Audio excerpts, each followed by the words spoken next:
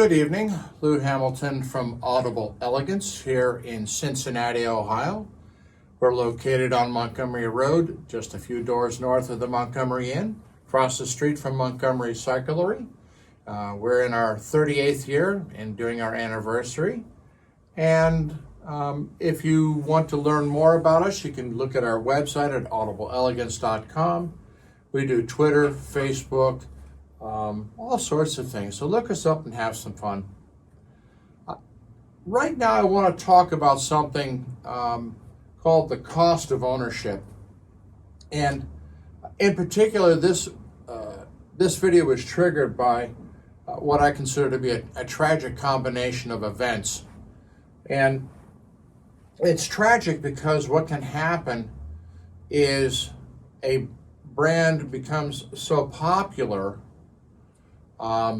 that its willingness to take care of customers at a reasonable price seems to go right out the window. And I feel really bad for our customer. And what we're talking about is a McIntosh MC207. Now, and we sold McIntosh at one time. And what we've got is a situation where at the time he purchased it, the customer paid $7,200 for a very fine 7-channel amplifier. And he's enjoyed it for a number of years, and he ended up with a failure. We're not sure why or what the failure was. Unfortunately, we didn't get a first chance to look at the amplifier. Instead, he contacted what is now officially the McIntosh Service Center for our area. And that's something else we'll talk about in terms of cost of ownership. But in his case, the site inspection itself, to come over and even look at the amplifier on site, was $350. At that time, he was basically given the information that he's looking at an estimate right now of repair of $2,300 to $3,000. The service center now has the piece, and the icing on top of this this cake is now he's going to be waiting 8 to 12 weeks just for the parts to come in. And what they anticipate is the failure of the product. And of course, anytime you're talking about service, known failures on boards and such can be fairly easy to spot. There may be circuitry that known notorious for failure.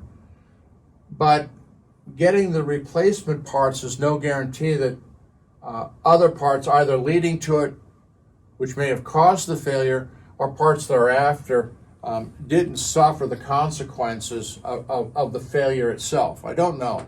And I'm not going to speculate on why we got this picture. But, what we're talking about is something that's out of warranty 5 or 6 years. And we're talking about literally 1/2 the cost of the product just to get it working again. And this is not a good equation. And to me, if this is common around the rest of the market for McIntosh, anybody considering purchasing a used piece needs to consider what's happened in terms of the cost of repair and support of the product and the delay. We're literally talking 3 months, a month, 2.5, 2 months to 3, just to get the parts to figure out where you're even starting.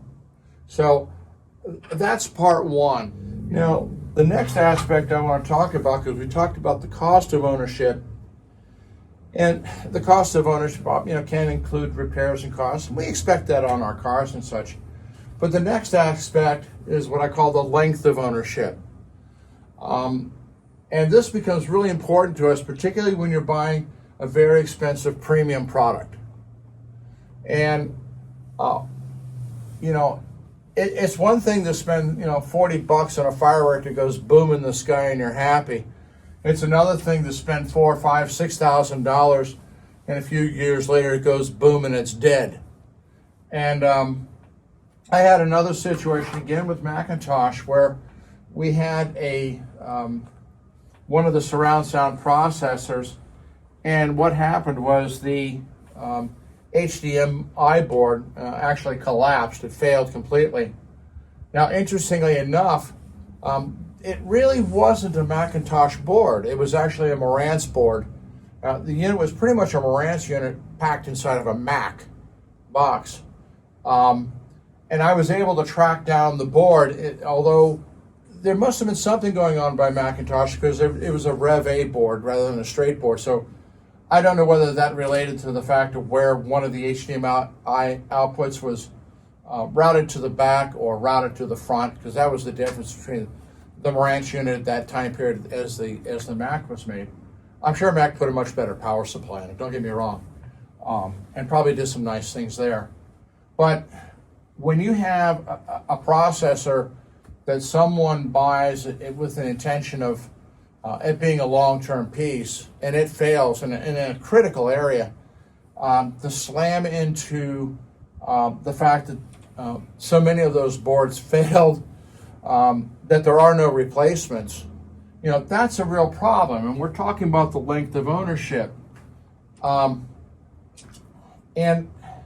it's particularly sad to me because traditionally you had the 0 to 90 days.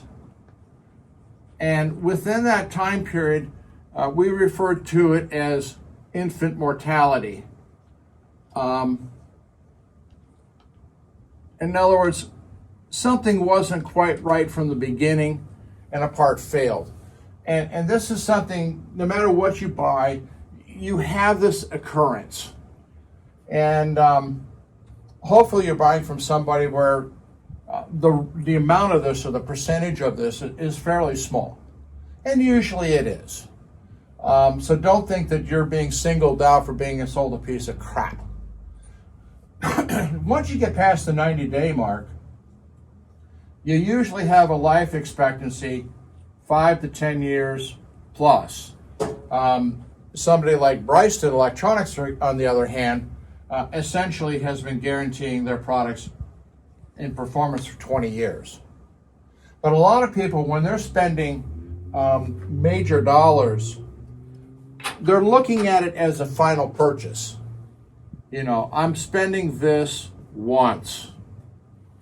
I'm not spending this amount of money, you know, to get 3 years, sort of thing. And so in the case of this customer, a nice theater system, you know, it was essentially ash canned because there was no HDMI capability whatsoever. We ended up replacing it with a very lovely piece, you know, from Marantz themselves. But we felt so bad about, you know, his essentially not getting really long-term enjoyment, that we sold it at quite a substantial discount to him. And anybody who checks my eBay will know where, you know, I offered that unit at a price, you know, saying, you know, the HDMI is toast. You know, if you want a preamp cheap, you know, for music and anything else, well, here you go. And that was that. But the length of ownership, you know, really comes into the big question called enjoyment. Because nobody is interested in spending a major amount of money for short-term enjoyment. Well, maybe you bought, you know, Taylor Swift, you know, tickets or something like that, but that's a very special event. That's a one-time event sort of thing. But otherwise, when you spend major money, you're really looking for the 10-year plus. And for the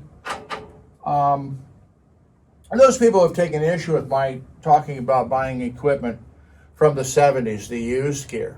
You know, one of the things of the 70s, particularly the 70s equipment, it really had a very long length of life because it was meant to last. And so I can't quibble with that, except that 20 years from let's say 1970, it was 1990. Now we're into everything else failing, like me, an old man with joints and everything else. It just happens.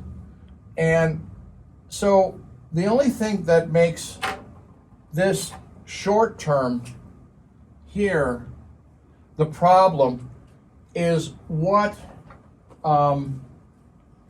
either the movie or broadcast television industry does, because both of these groups have been changing the way things are done in the video world.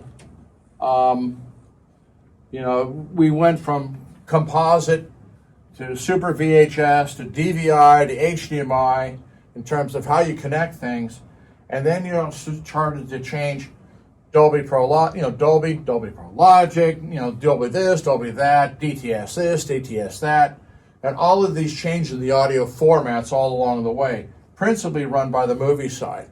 So that kind of put pressure on the life of something in terms of video processing. And we weren't happy about it either, per se. Telling somebody that they bought something 4 years ago wouldn't play the latest this or the latest that because of this moving target, and neither how the audio is reproduced or how you could even connect to it. So that's why you find 7,000 very inexpensive home theater receivers out there with component video attachment. And of course it's all NTSC, and you can't even get an NTSC TV. So that's the end of that. So you got yourself a nice stereo tuner for the garage, and that calls it a day. But we're talking about the length of ownership. So now we're going to put the cost of ownership and the length of ownership together. And it comes down to this. It equals the value of the ownership. And, Audible Elegance concentrates on what the cost is of the product and how long the product will last, because that's the real value of the product itself. Okay? Some brands have been able to market themselves to the point where the mere possession of the product, regardless of either its cost or its length of ownership, has any real true long-term value. There are some companies years ago when Class A first changed over from where they had, and Dave Nauber, who was then the head of Class A, what they tried to position the product as a sort of premium desire to own. It was like buying a piece of Tiffany jewelry. And there was really nothing particularly special about Tiffany jewelry. High quality, yes. But what they had done is they'd actually made the brand name, the value, as a significant surplus to the price of the product, because you could say, I own a piece of Tiffany. And that's all well and fine. I collect leaded crystal is kind of a hobby, and there are certain brands of leaded crystal that command really high values, and some of it's worth it. But there are other crystal manufacturers that are competently making equivalent product for significantly less value. But as an audio store and a home theater store, our goal is to look at, once you've bought something from us, how much does it cost to maintain it? And I pointed out two examples of a brand where the cost of ownership is exceptionally high.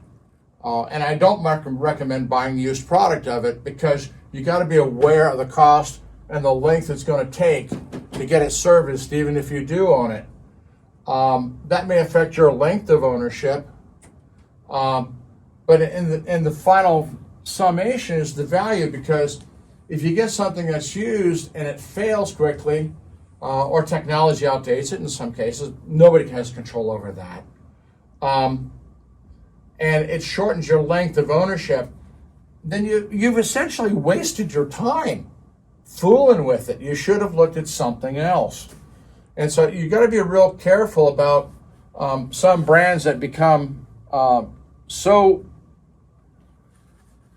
marketed on their name or the color or meters or whatever that it loses sight of the real important thing, which is a combination of performance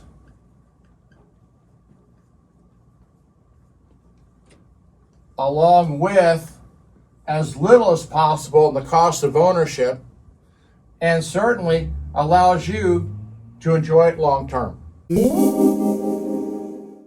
One of the other things that is problematic in our industry is what I call true value and the prestige of ownership as an individual, and perceived value, which actually takes on the concept of a status symbol.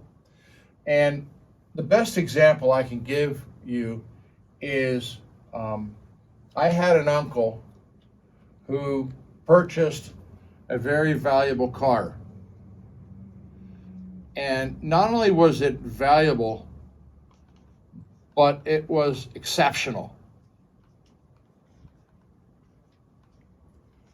And he was a member of the Kenwood Country Club, which is a very, very fine golf course, and not the premier exclusivity, but pretty damn close. And he bought this car thinking that when he showed up, that this is what was going to happen. Now, what he obtained was this. But when he showed up with this car, nobody gave a rat's ass about it, okay? So what did he do? He took this exceptional car and he traded it in, and what he bought was a Mercedes, which in terms of quality was less than what he owned. At that point, everybody around there said, "Wow, you got one of those." And he felt good about his purchase. The truth of it is he wound up with something of a lower quality automobile, but he was recognized by his friends. "Oh, you have one of those. Welcome to the club." Now, I'm not saying Mercedes is a terrible car, but it was not in the league of what he owned. And I'm not going to talk about that. I know what car he owned, and it was an extraordinary car. But because nobody recognized it, it was not a status symbol. Now, if you're going to buy stuff for yourself, and we've talked about the other qualities, you've got to decide, are you buying it for you, or are you buying it for your friends? Now, to be honest, a car is out there on the street for everybody else to see, right? And if that strokes your ego, that's cool. But how many people come into your house? The best you can say is, "I own."